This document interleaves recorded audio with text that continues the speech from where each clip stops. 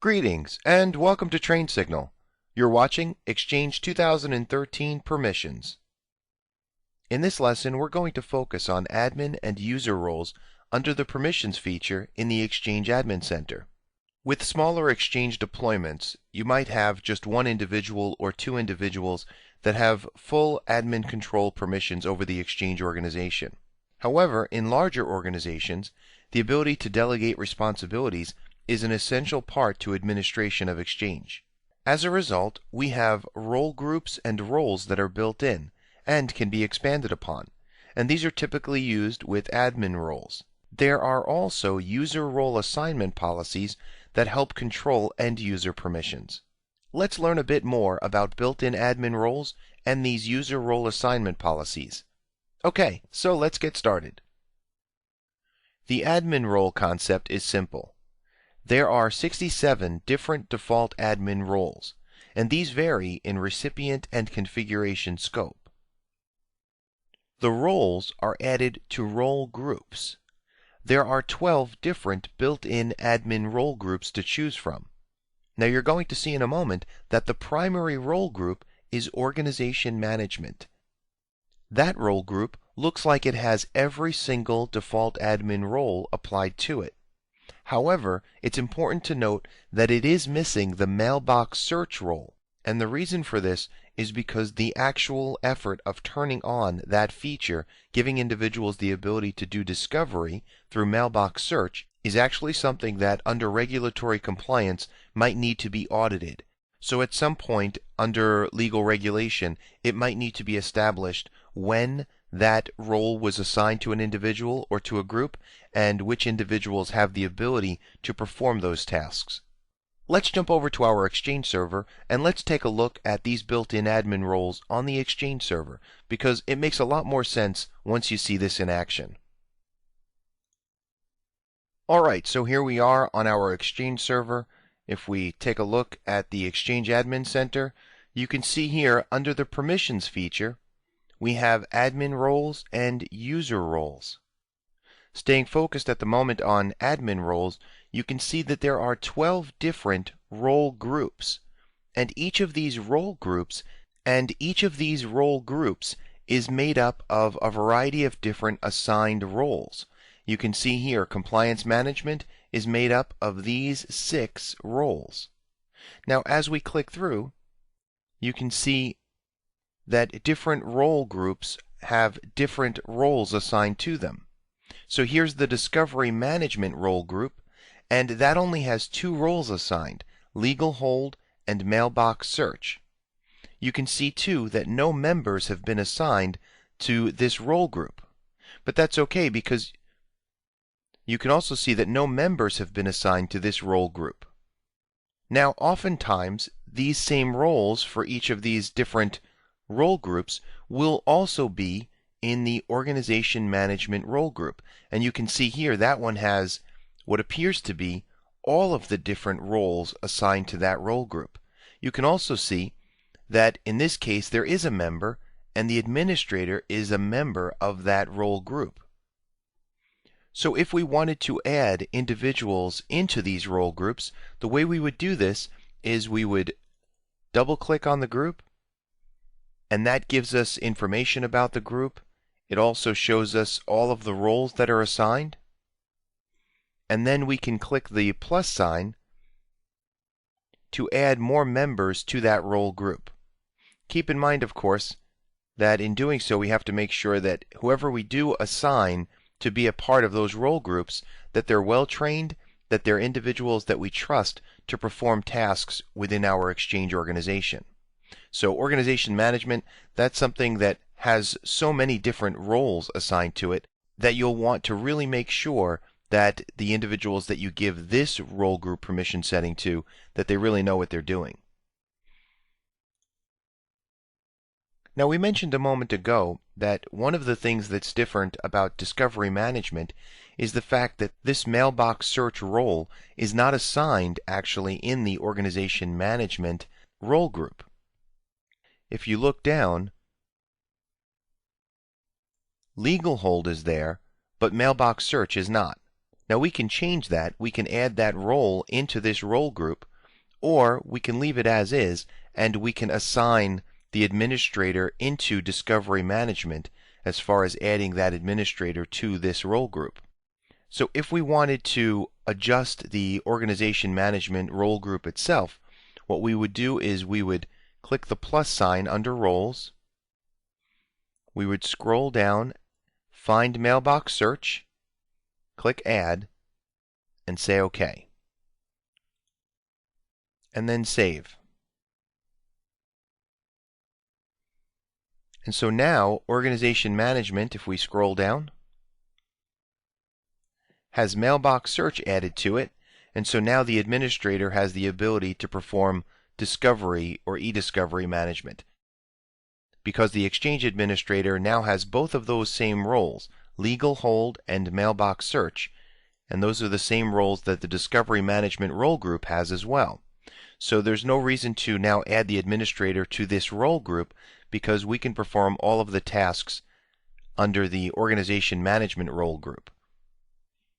Looking at some of the other role groups, we have public folder management, and you can see the assigned roles there, recipient management, records management, server management, management, and view-only organization management. So again, if you're a smaller Exchange organization, you may have only one or two individuals working with the Exchange server, and so those individuals might just be assigned into the organization management role group. In larger organizations, however, you may want to delegate administration, and so you might put persons in the help desk role group, you might assign individuals from human resources into the discovery management role group, allow persons in the HR department to worry about things like putting a legal hold on a mailbox, or being able to perform e-discovery in the event that it's necessary for a lawsuit of some sort. So you can delegate some of these responsibilities to other IT admins, or here in the case of discovery management, to end users within your organization that you trust and train to perform the tasks that you assign here. So it seems relatively simple. There are, as we see here, if we click the roles option, it says there are 67 different roles. So we have 67 different roles, and they make up 12 different role groups. But how does it actually work under the hood? Well, that goes into the deeper side of these roles themselves with regard to how these roles actually connect back to permissions that you have over the Exchange environment. Let's jump back over to our slides and let's talk about this for a moment. Now, for most Exchange administrators, the basics of built-in admin roles may be all you ever need. You have the role groups already there. The various roles have been assigned to those role groups. You may use those role groups to assign individuals within your organization some level of permission over the Exchange environment, delegating permissions off to others, and that may help to mitigate your workload. So at this point, the amount of knowledge that you have with regard to built-in admin roles is sufficient. However, there is a deeper side to roles. Although there are 67 default admin roles, you can create additional ones, or you can tweak the ones that exist. Now you might say, well, how would I do that? How would I create additional roles? What would those roles actually be made up of? Well, that's the fun part. These roles are based on underlying PowerShell commandlets and commands that are assigned to those roles. So you can actually tweak the PowerShell commandlets that a role has, and even the parameters that are established under those commandlets. And if you want to create new roles, you can assign those new roles different PowerShell commandlets that then once you put that role into a role group and then assign individuals to that role group, they would then have the ability to perform whatever tasks you provide through the commandlets and parameters that you establish for those roles. Now, in order to accomplish all of these things, it's all done through the Exchange Management Shell. You can use the Exchange Management Shell to view information and alter information about roles. We don't want to go too deep on this subject at this time. We just wanted to whet your appetite a little bit and let you get a chance to see that the roles that we were just working with within role groups are actually built off of PowerShell commandlets.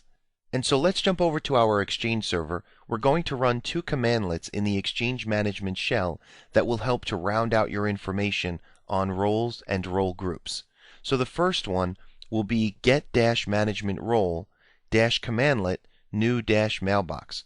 And what this is going to do is it will show you management roles that have the ability to use the new-mailbox commandlet, so that you have an opportunity to see how these different management roles are built off of commandlets.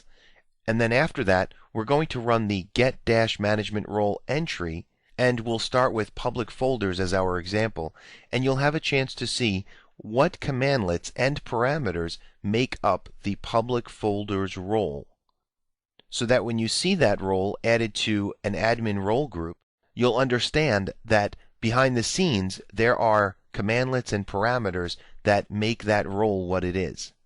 Okay, let's jump over and take a look at this through the Exchange Management Shell. Alright, so let's open up the Exchange Management Shell.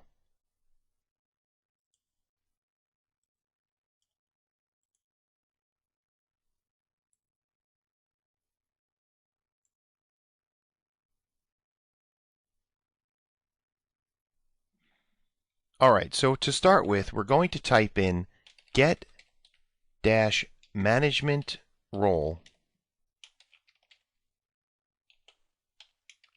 commandlet new mailbox. So notice this. By doing that, it shows us the 3 different roles that have the ability to use the new-mailbox commandlet. And we see mail recipient creation, mail-enabled public folders, and public folders. So those 3 roles. So you can see how you can do a search for different commandlets to see which role has the commandlet permissions behind it. So public folders is one of these. Let's take a look at all of the different commandlets and the parameters that are associated with the public folder role. To do that, we type get management role entry public folders.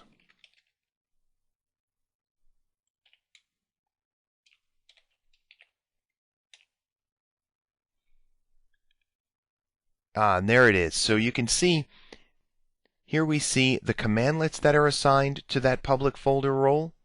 We see the role here, and we see the parameters that are assigned based upon those commandlets.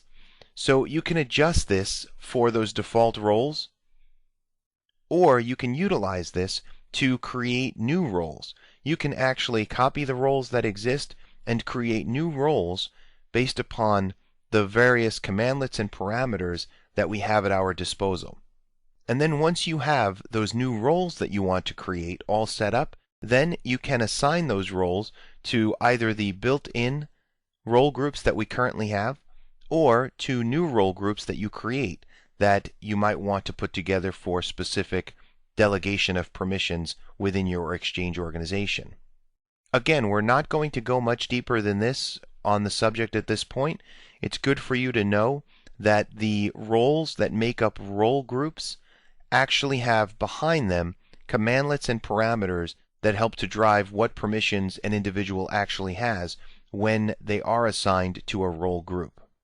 Let's jump back over to our slides and let's talk about user roles and the role assignment policy. In addition to admin roles, there are also user roles. And user roles are actually easier to assign, in a sense, because we use role assignment policies.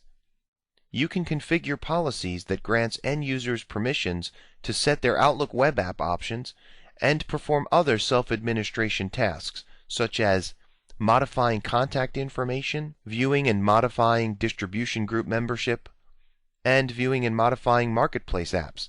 And those are just a few. There are actually quite a number of different self-administration tasks that you can assign to the end user, or you can remove from being assigned to the end user.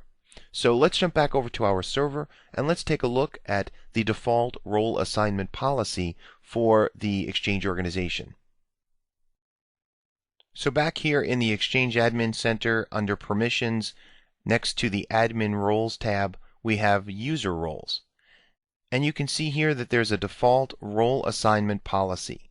So if we just open this up, we can see the name, the description, we can see the various options that have been applied here. So my contact information, this role enables individual users to modify their contact information, including address and phone numbers. And so then you can determine within that role what they can actually modify.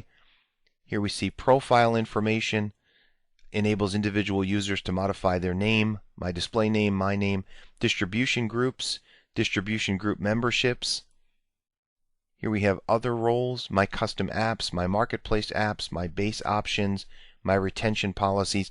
All of these are roles that can be applied to end users through the role assignment policy. And so we can keep looking here. These are all different roles with permissions in the background. So this is the default role assignment policy, and you can see that it doesn't allow for everything. So here you can see it doesn't allow for retention policies for individual users to view their retention tags and view and modify their retention tag settings and defaults. And so you might say, well, I would never give my end users this ability. Well, that's fine, but then you can see that that's why it's not part of the default setting, as opposed to my text messaging, which enables individual users to create, view, and modify their text messaging settings. You might say, well, that's something I don't really care about, so that I would give to them. And again, that's why it's part of the default, because this is stuff that typically you would want to give to your end users that you would not want to manage as an Exchange administrator. So you can see the different settings here. It's not a lot, but it's enough to give you an idea as far as what you can and can't do through the role assignment policies. And then as far as the application of these policies, if we go to recipients, and let's say we just open up one of our recipients here, if we go to mailbox features, you can see here that everyone is assigned the default role assignment policy. So if there is another policy, you can select the down arrow and then change the policy. But in our case, we only have the one default role assignment policy. So not something that's too difficult to work with, really. And in most cases, you might want to just leave the default role assignment policy unless you feel that some of these things need to be disabled or you need to add additional features through the checkboxes there of the policy itself. Alright, so let's jump back over to our slides. Let's continue the concept of the scenario where we have various Exchange-oriented admin tasks that we have to perform. And so let's see what tasks have been assigned to us with regard to permission settings through admin roles and user roles. So going back to our scenario for SpyTech Prime, let's take a look at a few different administration tasks that we're going to be provided with, and then we'll jump back over to the server and we'll complete these tasks. So first of all, we're going to add Joel Agrawal to the Discovery Management Role group. In the event of any type of legal issue where individuals come in and require mailbox search, Joel will be the individual that we point them off to, and Joel works in HR, and so that will be Joel's responsibility to perform various mailbox searches and e-discovery. Then we're going to create a new role group that includes the following roles: mail recipient creation, mail recipients, recipient policies, and public folders. And then last, we're going to create a new role assignment policy called Full Control that allows end users complete self-administration control. And then we'll apply that policy to 2 of our end users. So that's quite a bit to do. Let's get to it. So for starters, the first Exchange task that we've been given is to add Joel Agrawal to the Discovery Management Role group. So we have the role group here. We open it up. We can scroll down, click the plus sign. Let's locate Joel's account. There he is. He's there in the box. We click OK. So at this point, Joel Agrawal has the ability to perform legal hold and mailbox search, and so as a member of the HR department, that will now be his responsibility in the event there's a need for him to actually grab a hold of a mailbox and place a legal hold on it, or perform a mailbox search for e-discovery purposes. The next assignment we have is to create a role group. So we can do that by clicking the plus sign here. Alright, and so the first thing we're going to do is give it a name. We'll call it the Recipient and Public Folder Management Role Group. We could provide a description, but we'll leave it blank for now. That's just extra window dressing there. Then we see the various roles. We'll click the plus sign. We have to provide the mail recipient creation role,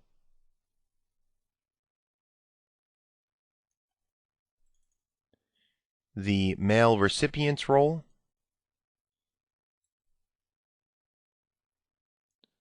the public folders role, and the recipient policies role. Alright, we have all the different roles there. We say OK. And we'll click Save. And so there you see, now we have that new admin role, recipient and public folder management. So at any given point, if we wanted to add members to that role group, we can do that. And so you can see it's not so difficult to create role groups. Creating roles is another story, because that involves taking either existing roles and copying them and then making adjustments to the various commandlets and parameters, and all of that's done through the Exchange Management Shell. But creating role groups themselves is actually pretty simple, and then being able to assign members to them is just as easy. Now the last part is to create a new role assignment policy. So we'll click the little plus sign here, and we're going to call it Full Control. And what we're basically going to do is assign everything. We're going to really load this up. All of the different settings, we're going to select them all.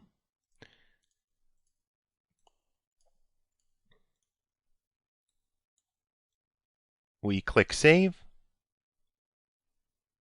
Alright, and so now we have this full control user role policy, and what we're going to do is now we're going to apply it to two of our users, Brent Hain and Edna Dorking. So if we go back to recipients, here we have Brent Hain.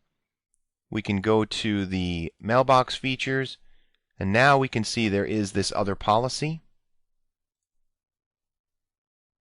And here we have Edna. Again, we go to mailbox features, the role assignment policy, select full control, and click Save. So as you can see, it's relatively easy to use built-in role groups and roles. It helps for you to delegate permissions to other individuals within the organization, either end users or other IT admins that you're working with in your Exchange environment. And at the same time, you are able to see that under permissions we have those user roles and those role assignment policies, and those policies help to define what they can do in terms of self-administration and Outlook web app and so forth. So we hope you found this informative. Thanks for watching, and we'll see you in the next lesson.